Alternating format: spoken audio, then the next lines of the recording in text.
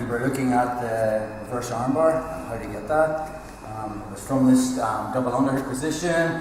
So again, a ton of ways of getting here. Probably the most easiest way was just grabbing triceps, squeeze my butt in, and as I load his weight onto me, I get my double underhooks, and then I bring him down so I'm ear to ear. And I kick him off, so I'm kicking him off with my right butterfly hook, so I'm turning onto my right hip, to here, and then from this position, we were attacking this arm, so this arm is coming across. Foot goes in the hip, elbow to elbow, knee comes up, and I'm going to hit this reverse arm bar, so I'm using my elbow to find his elbow, and then I'm pinching down. Okay, but from this position, we showed you how he can put me flat on my back and stuff, but another thing he can do is, he can bring this elbow to his body, like that. Okay, so from there, it's just a defense for that. You can hit the americana from here.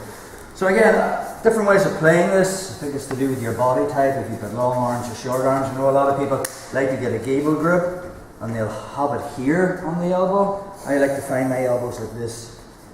I just find that more comfortable. The detail is my foot is on his hip and this knee is pinching his shoulder. I'm also pinching my ear to my shoulder like this. So from this position, if he goes for that defense of turning his elbow in, my right hand is going to catch the wrist.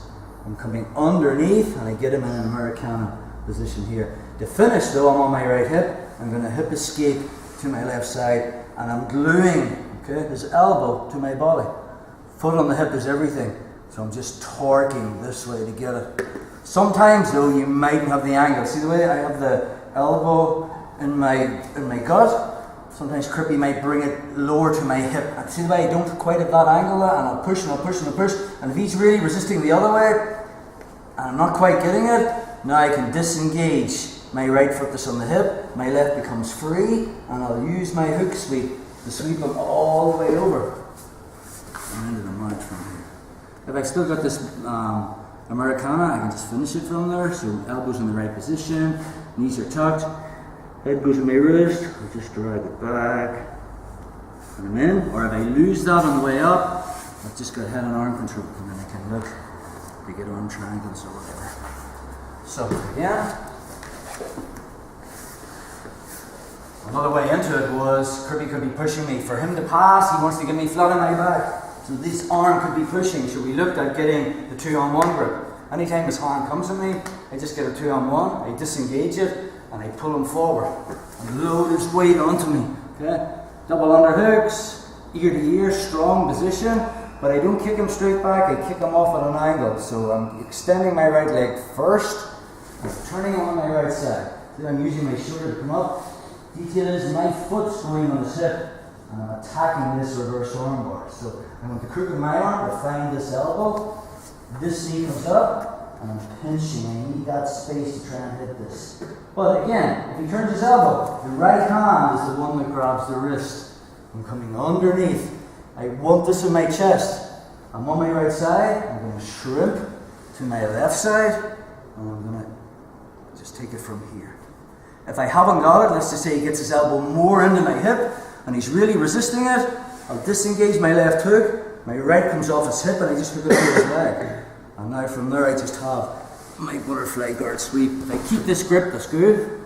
Underneath, I can finish it from here. So detail, I'm finishing the americana, I'm on my elbow, next is the ear. Wrist to wrist, I have got a monkey grip. I'm not grabbing with thumbs, because Crippy straightens his arms. I've lost it. Thumbless grip, straightens his arm now. Not going to happen. Again, forehead on my wrist. I drag it back. It's also got the nickname paintbrush. I drag it back as far to his body as he can as I lift my elbow. Detail is I keep his wrist glued to the mat. One more time. So this system we've been playing, it's not complicated. We don't want to be adding in complications. So I've been hitting the same moves, and this different reaction just gives me another road to go down. So again, I could be hitting that arm drag.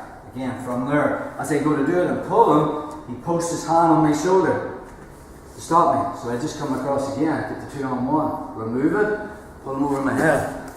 And then my double unders position. I want to get ear to ear. Okay? Kick him off at the angle. Foot comes in the hip. I'm looking for that reverse armbar. He turns the elbow. I make the grip. Right wrist on his right. I have this, I glue it to my body. I can't finish it from this angle. Jiu-jitsu is so much about angle. I turn my hip on my left side.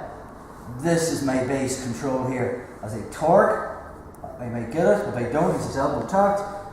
No problem. I just put my foot in his hip, take it off, butterfly hook comes in. My left foot's free. Just like when we taught the butterfly guard sweep. I use that to bring him all the way over. Okay? If my elbow's over the top, I have much more leverage when I come underneath it. Forehead on the wrist, elbow in his ear. I just drag it back, pinch my knees. And then. Okay, so let's go for 5.